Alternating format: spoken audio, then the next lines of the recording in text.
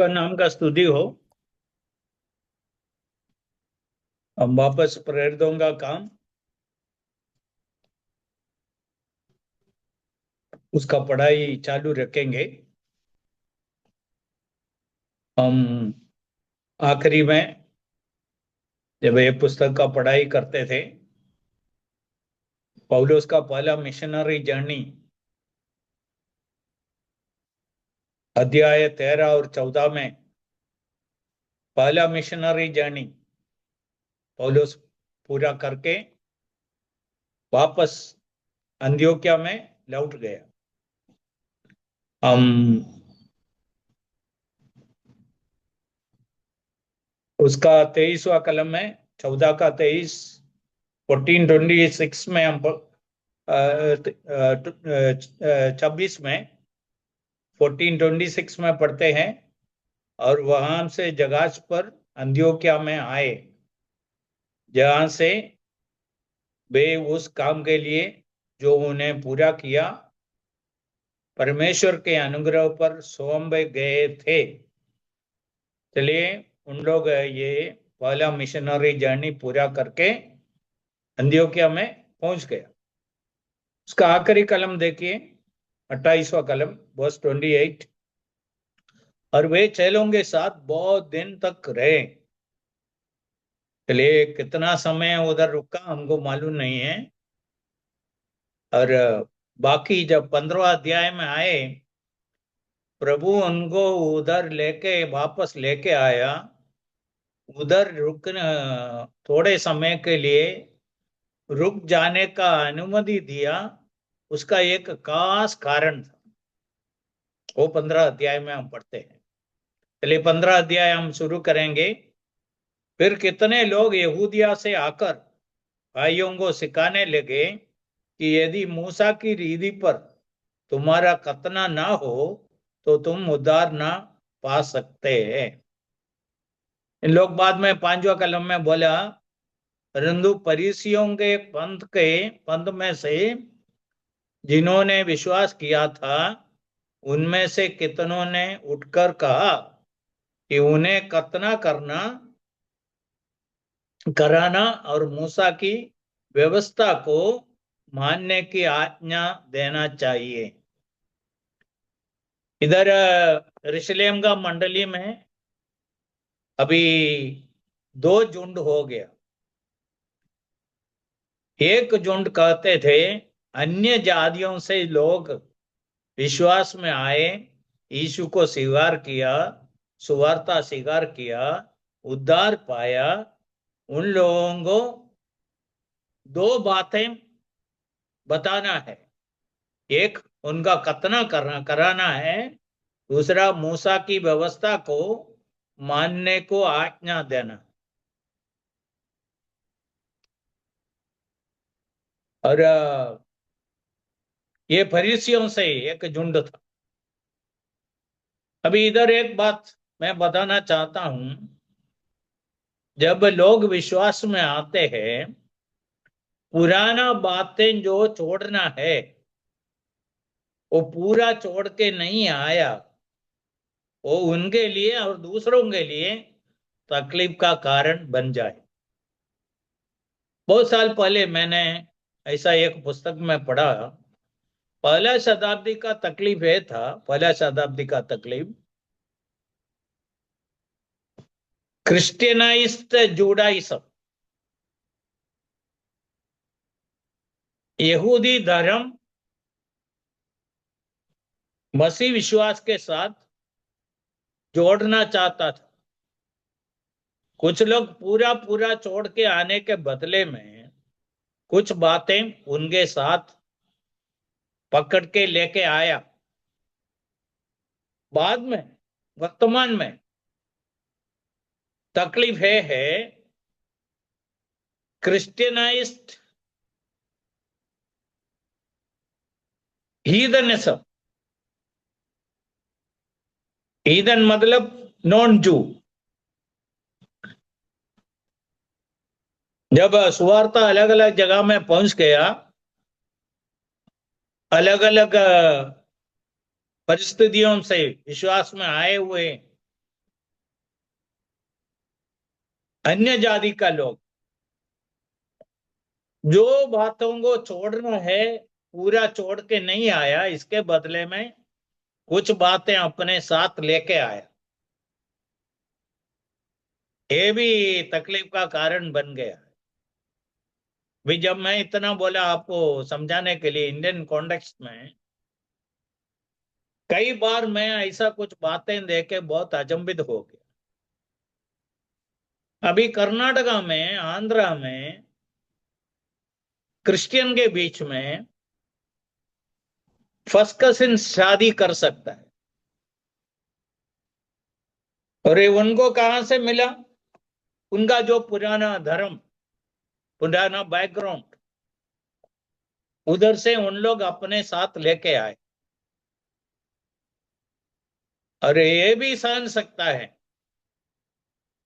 ऐसे दूसरे लोग हैं, मामा बहन का लड़की को, एक पुरुष अपना बहन का लड़की को शादी कर सकता है। ऐसे झुंड में से कुछ लोग बाहर आया, उन लोग ऐसा बातें पकड़ के लेके आया। इसलिए वर्तमान में भी ये सब चालू है। ये मैं क्यों यदि विश्वास में आए हुए लोग जो बातों को पूरा पूरा छोड़ के आना, ये नहीं किया, इसके बदले में अपने साथ में लेके आया, और भजन का सच्चाई जानने के बाद भी अपना रीति रिवाज को पकड़ के रखना चाहते हैं, ये बहुत तकलीफ का बात बनेगी। हम सब जानते हैं आज इतना मंडलियां हैं, ये मंडलियां सब कैसा हो गया? कुछ लोग उनका समझदारी के अनुसार भजन का इंटरप्रिटेशन करना शुरू किया। इधर भी ऐसा ही है। यहूदी लोग यरूशलेम में चलेगा, यहूदिया में चलेगा, उन लोग यहूदी धर्म से आए हैं, पूरा पूरा यहूदी है, फिर भी उनके बीच में अभी दो झुंड है। ऐसा एक झुंड निकला है पत्रोस के द्वारा, पौलुस के द्वारा, अन्य जातियों से विश्वास में, अन्य जातियों से विश्वास में आए हुए लोगों को जाके बता रहा है। इधर क्या बताया? यदि तुम्हारा खतना ना हो तो तुम उद्धार नहीं पाएगा। देखो कितना खतरनाक है। तुम विश्वास किया, तुम्हारा उद्धार नहीं हुआ, तुमको खतना का जरूरत है। और एक बात मैं बोल के आगे बढ़ना चाहता हूं, बाइबल में ऐसा कुछ बातें केवल यहूदियों के लिए ही दिया। और जब ये खतना अब्राहम को ईश्वर आज्ञा दिया, उस समय उनको बोला तुम्हारा संतानों पीढ़ी से पीढ़ी इस खतना को पालन करना। कौन? यहूदी, पीढ़ी से पीढ़ी। उत्पत्ति 17वां अध्याय 8 और 9 में ईश्वर ऐसा ही बताया, तुम्हारा पीढ़ियों, तुम्हारा संतानों, पीढ़ी से पीढ़ी ये आज्ञा मानना है। इसलिए ये यहूदियों के लिए दिया था। शब्द के बारे में भी ईश्वर ऐसा ही बोला।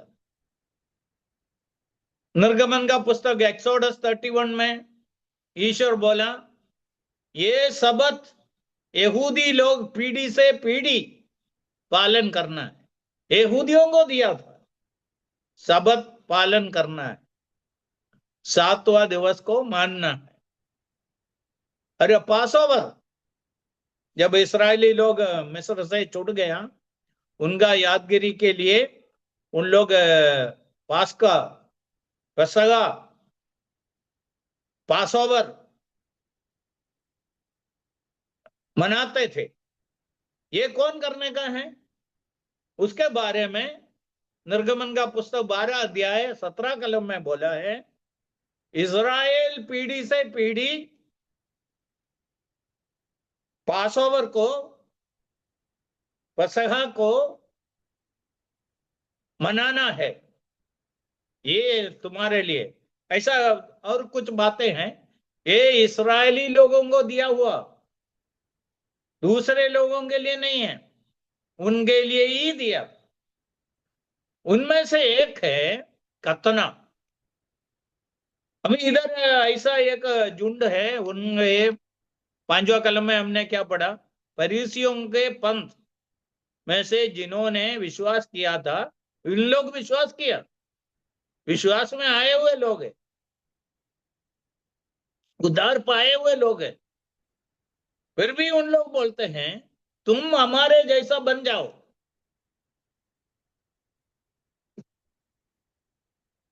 तुम्हारा कितना भी होना है, मूसा का व्यवस्था को मानना है। ये दो बातें उनके ऊपर लगाना चाहता था।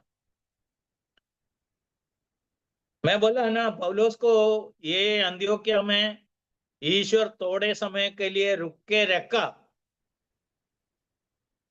उसके पीछे एक खास काम था। ईश्वर को मालूम था ये लोग ये उपदेश को लेके अंत्योक्या में आने वाला है, इनका कौन सामना कर सकता है? उनको सामना करने के लिए दूसरा फरीसी से आया हुआ पौलुस एक बहुत बड़ा फरीसी था। और पौलुस इतना एक कड़क यहूदी था, और उनका व्यवस्था का जानकारी इतना ज्यादा था। ये एक फरीसी से आया हुआ दूसरा फरीसी को ये गलत सिखाने वाला फरीसियों को सामना करने के लिए ईश्वर उधर रुक के रखा था। कभी कभी ईश्वर को ऐसा लोगों का जरूरत पड़ेगा। ऐसे लोग कुछ जगह में होने के कारण ये गलत उपदेश कुछ जड़ पकड़ा नहीं है, इसलिए ऐसा पौलुस जैसा एक व्यक्ति। अभी इधर हम अंत्योक्या में दो झुंड को देखते हैं। एक झुंड यहूदिया से आया, इधर का अन्य जातियों से आए हुए विश्वासियों को आके सिखा रहा है तुम्हारा सब खतना होना है, तुम मूसा के व्यवस्था के अनुसार चलना है। अभी मैं एक बात और बोल के आगे बढ़ना चाहता हूं। इसराइल को दिया हुआ व्यवस्था, नियमों 4 प्रकार का है, ये आपको समझने का है। और एक है ईश्वर दिया हुआ मोरल लॉ, धार्मिक नियमों, वो 10 कमांडमेंट्स है, धार्मिक है, धर्म के साथ जोड़ा हुआ है। दूसरा है ईश्वर दिया सिविल लॉस दिया है, दूसरा सिविल लॉ है, उसको बोलते हैं नागरिकता के साथ जोड़कर। एक सिटीजन, उनका क्या क्या काम है, क्या कर सकता है, क्या नहीं कर सकता है, और उनको न्याय मिलने के लिए क्या करना है, आदि बातें उनको सिविल लॉस दिया था। तीसरा है सेरेमोनियल लॉ, उनका धर्म के साथ जोड़ के क्या क्या करना है उसके बारे में, आराधना के बारे में, उनका त्योहारों के बारे में, ईश्वर उनको कुछ नियम दिया। 14 है उनका डायट्री लॉस दिया। डायट्री लॉस, क्या खा सकता है क्या नहीं खा सकता है। इसलिए 4 प्रकार का नियमों इस्राएली लोगों को दिया था। अभी इधर क्या सिखा रहा है, समझना है। अन्य जातियों से सुवार्ता पर विश्वास करके, यीशु मसीह पर विश्वास करके उद्धार पाए हुए लोगों के पास आके उनको ऐसा सिखाता है। क्या सिखाया पहला कलम में? यदि तुम्हारा खतना ना हुआ तो उद्धार नहीं पाया। देखो कितना गंभीर है बात। ऐसा सिखाना शुरू किया। अब ये उस केवल उस समय का प्रॉब्लम नहीं है, आज का प्रॉब्लम भी है। ऐसा लोगों को मैं मिला हूं, कुछ लोग आके बोलेंगे हाँ विश्वास किया फिर भी तुम्हारा उद्धार अधूरा है, तुमको बपतिस्मा लेना पड़ेगा। बपतिस्मा नहीं लिया तो उद्धार पूरा नहीं होता है। अगर दूसरे कुछ लोग आएगा, ठीक है आप बपतिस्मा भी लिया, पवित्र आत्मा को पाना है, उसका मतलब क्या है? तुमको अन्य भाषा बोलना पड़ेगा, हमारे जैसा अन्य भाषा बोलना पड़ेगा। इसलिए आज भी है, इसका दूसरा वर्षन है, आज भी है। इसलिए इधर आके विश्वासी लोगों को ऐसा बोलना शुरू किया। देखो समझना है, इन लोग कितना तकलीफ उठा के विश्वास के लिए बहुत मूल्य देके उन लोग विश्वास में खड़े हैं। रवि उनको क्या सिखा रहा है?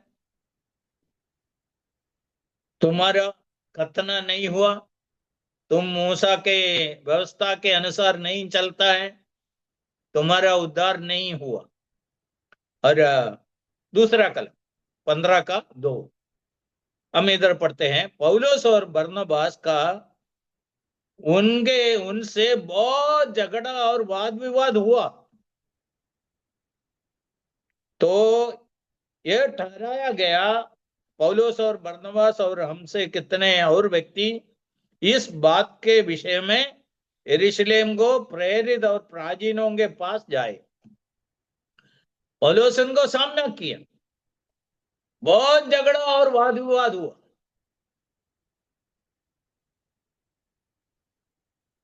पौलुस उसको सामना करने के लिए तैयार हुआ। मैं अभी ये बोला, पौलुस को प्रभु क्यों उधर रुके रखा?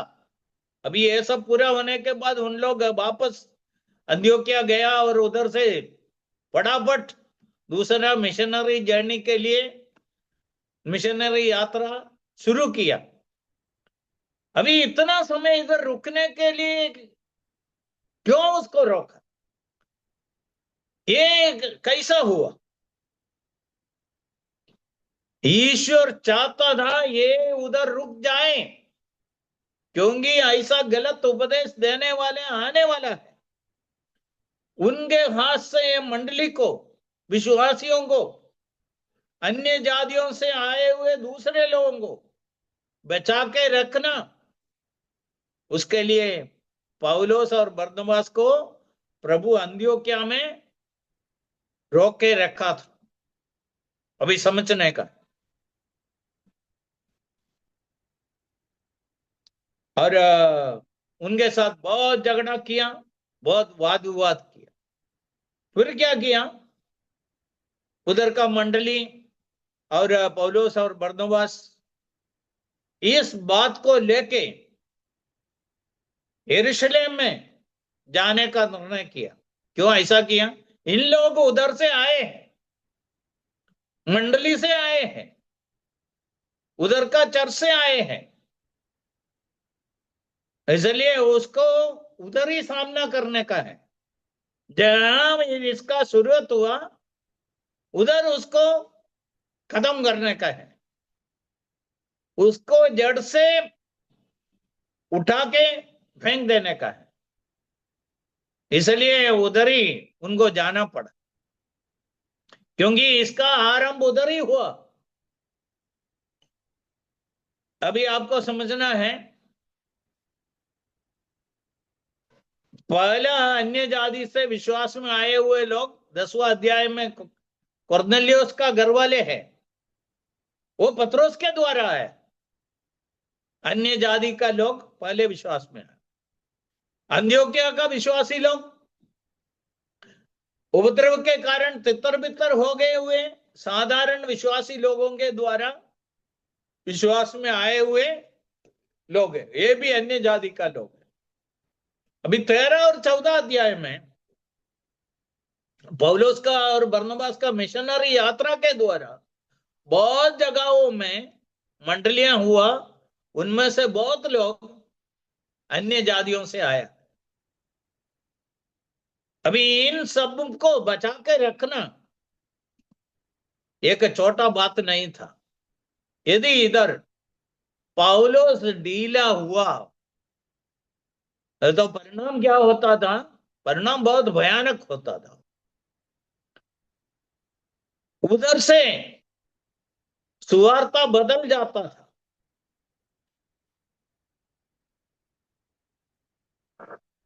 अभी आपको समझ में आना है, आप समझ में रखना है। नया नियम में एक व्यक्ति विश्वास से ही उद्धार पाता है। अभी हम 15 अध्याय में है, 16 में हम देख लीजिए। उधर फिलिपिया का जेलर पौलुस को यह सवाल पूछा, जेल का अधिकारी 30 और 31 में, 16 अध्याय 30 और 31 में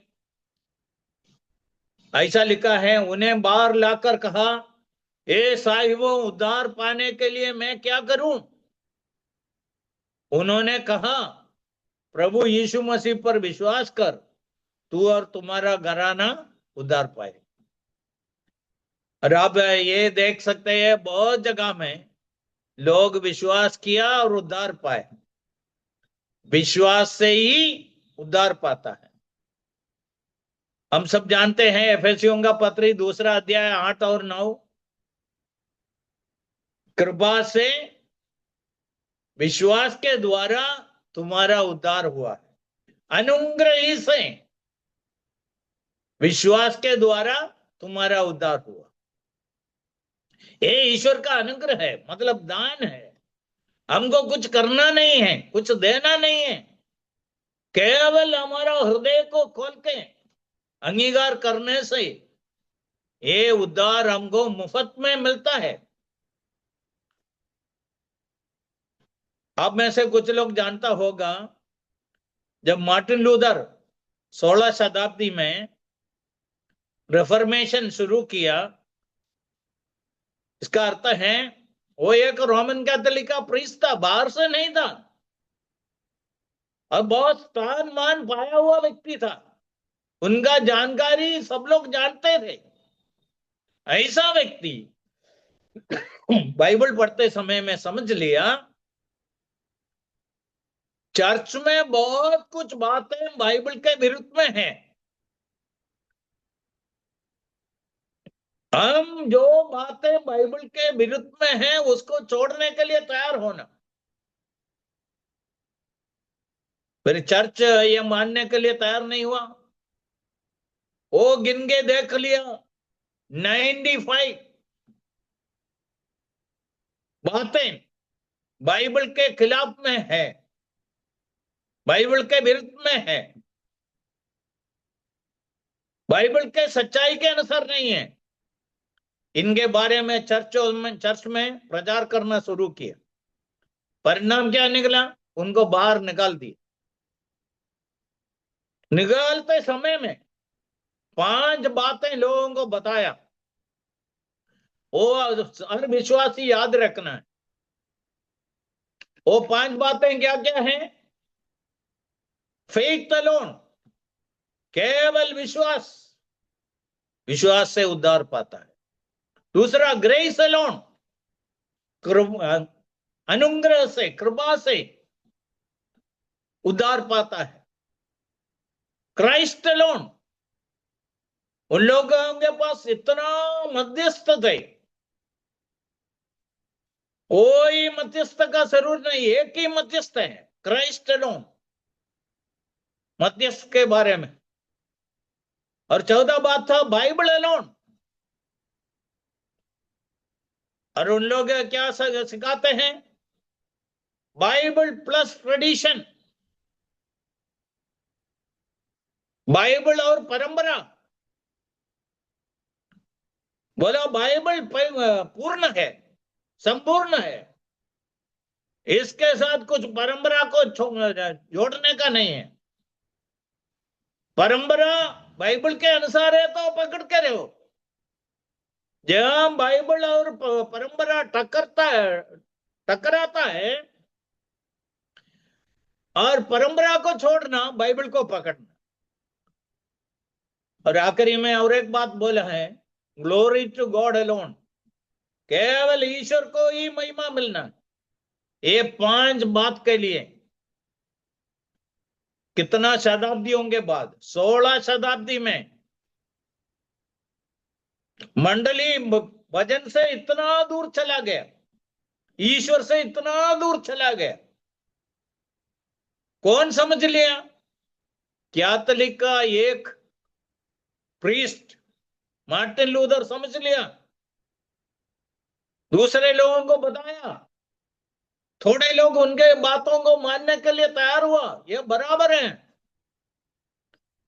और उस समय ये 5 बातें उन लोगों के सामने रखा। मैं और एक बार ये बोलता हूं, ध्यान से सुनो। फेथ अलोन, केवल विश्वास। ग्रेस अलोन, केवल अनुग्रह और कृपा। क्राइस्ट अलोन, यीशु मसीह एक ही मध्यस्थ। बाइबल अलोन, केवल बाइबल, उसके साथ कुछ नहीं जोड़ने का। ईश्वर को सारा महिमा देना है, कोई मनुष्य को नहीं देना। इसका क्या जरूरत पड़ा? समझ लिया? इधर पहला शताब्दी में ये फरीसी लोग आके अन्य जातियों से आया हुआ लोगों को यहूदी धर्म में और उनका विश्वास के साथ यहूदी धर्म को भी साथ में जोड़ने के लिए कोशिश किया। और ये फरीसी लोगों को दूसरा एक फरीसी, विश्वास किया हुआ फरीसी पौलुस सामना करने के लिए तैयार हुआ। और अभी इधर हम 15वां अध्याय में देखते हैं, यरूशलेम में पहुंचे, 4 में हम पढ़ते हैं, जब यरूशलेम में पहुंचे तो कलीसिया और प्रेरित और प्राचीन उनसे आनंद के साथ मिले और उन्हें बताया कि परमेश्वर ने उनके साथ होकर कैसे कैसे काम किए। और 12वां कलम में हम क्या पढ़ते हैं? तब सारी सभा चुपचाप होकर बरनबास और पौलुस की सुनने लगी। उन लोग बताया पिछले 2 साल ईश्वर उनके द्वारा क्या क्या काम किया, कहां कहां ये सुवार्ता लेके गया। अनगिनत लोग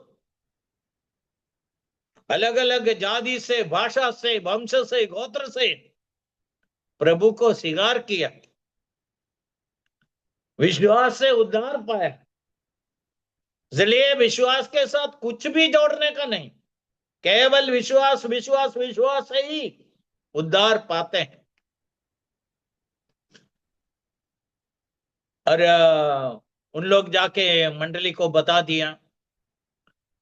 फिर उनके बाद पूरा मंडली उधर था 5वां कलम में, इधर फरीसी झुंड पंथ खड़े हो गया।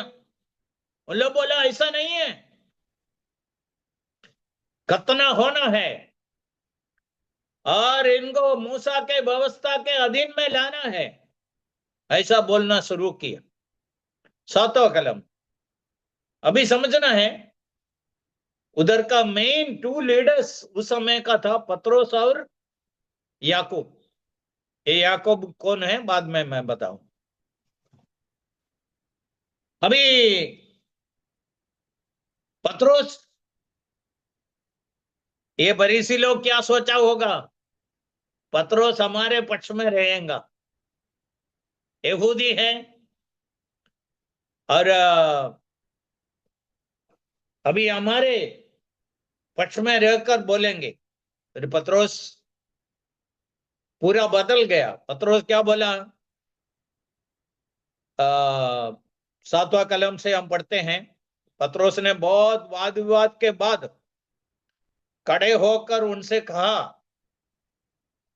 उधर बहुत वाद विवाद चल रहा था, माहौल बहुत गर्म था, सब लोग अपना अपना जानकारी के अनुसार बोलना चाहता था। उस समय पतरोस समझ लिया इधर कुछ कड़क बातें बोलना पड़ेगा, इसलिए बोल दिया, हे भाइयों, तुम जानते हो बहुत दिन हुए परमेश्वर ने तुम में से मुझे चुन लिया कि मेरे मुंह से अन्य जाति सुसमाचार का वचन सुनकर विश्वास करें। 9वां कलम, और विश्वास के द्वारा उनके मन शुद्ध करके हमें और उनमें कुछ भेद न रखे। और पतरोस इधर सीधा बोल दिया, कुरनेलियुस के घर में पहले मैं खुद अन्य जातियों के बीच में भेजा गया, और उधर उस दिन ईश्वर प्रकट किया।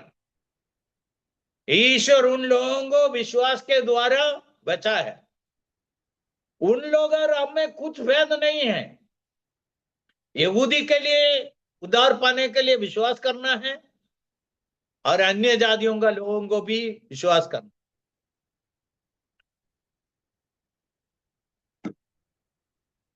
इसलिए यहूदी लोगों को उद्धार पाने के लिए विश्वास करना है, उसी प्रकार अन्य जाति का लोगों को भी विश्वास करके उद्धार पाना है।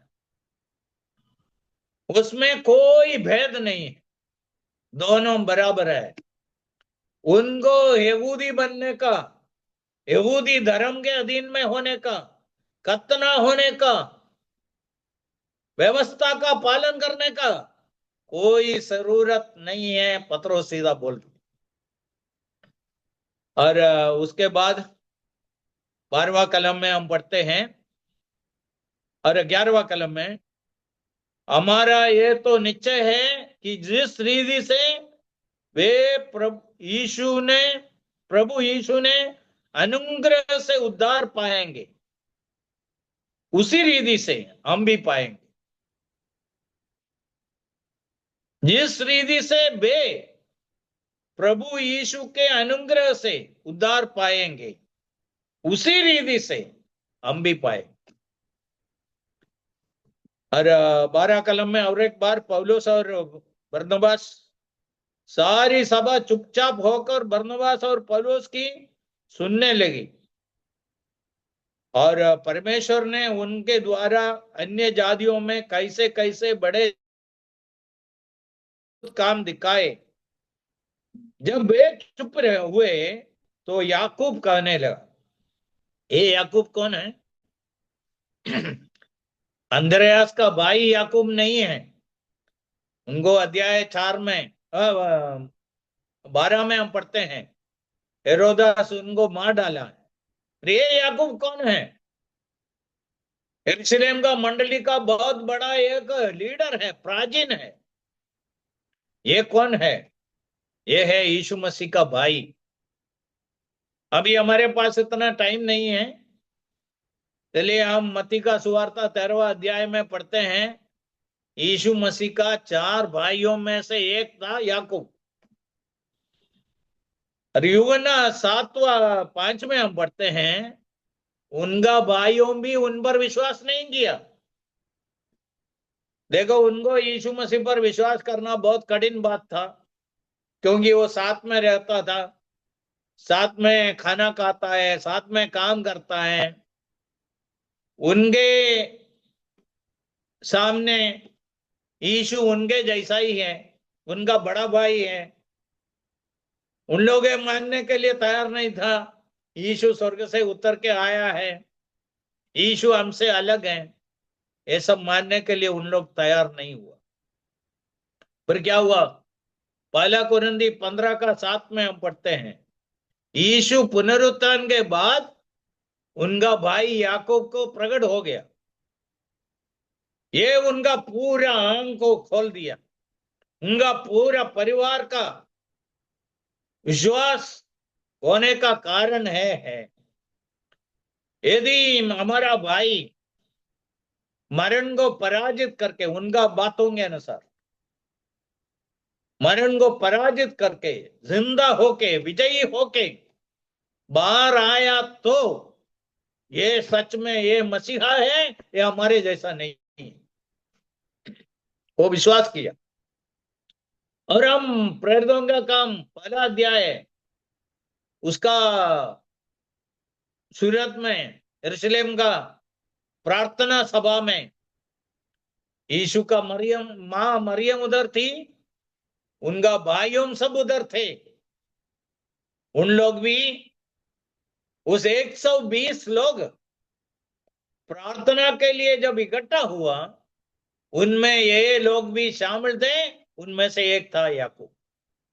उनका जीवन पूरा बदल गया और उधर से उनका आत्मिक उन्नति बहुत जल्दी हो गया। और यरूशलेम का मंडली समझ लिया, ये एक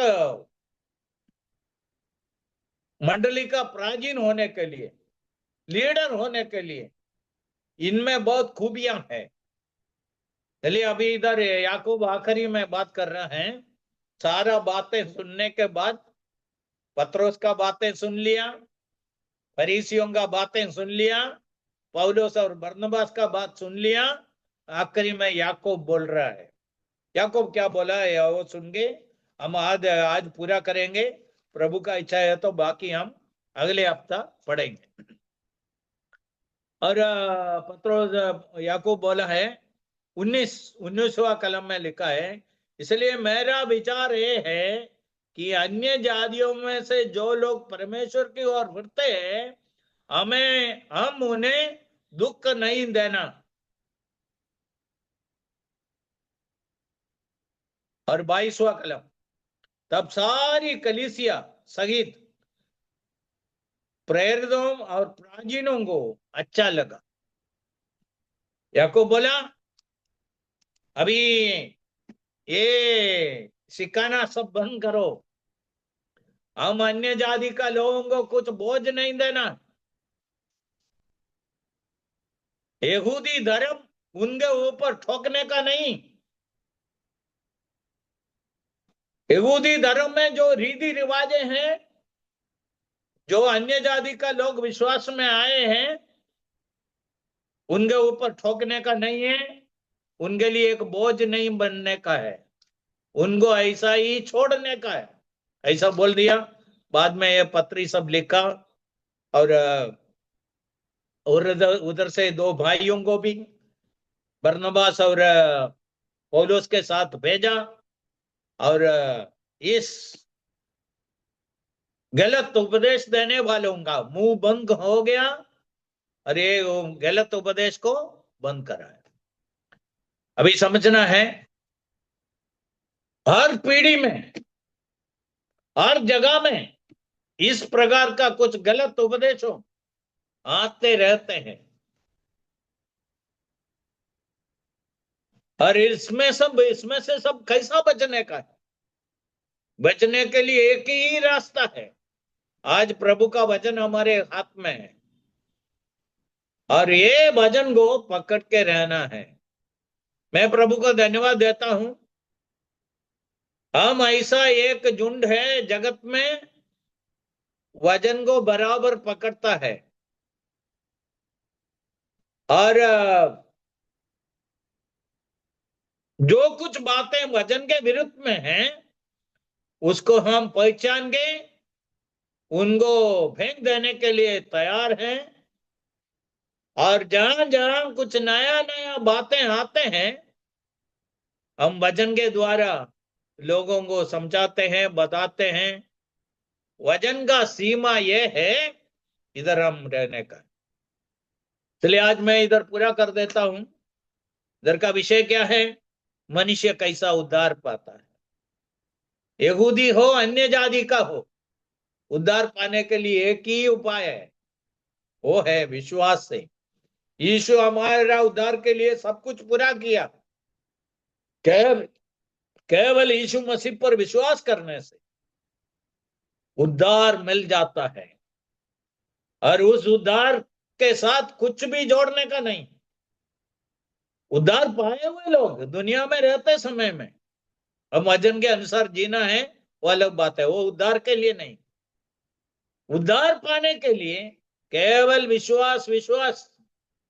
हम हमारा जीवन प्रभु के हाथों में सौंप दिया, तो जैसा पौलुस फिलिपिया का जेल का अधिकारी को बोला, वो अधिकारी पूछा, उद्धार पाने के लिए मैं क्या करूं?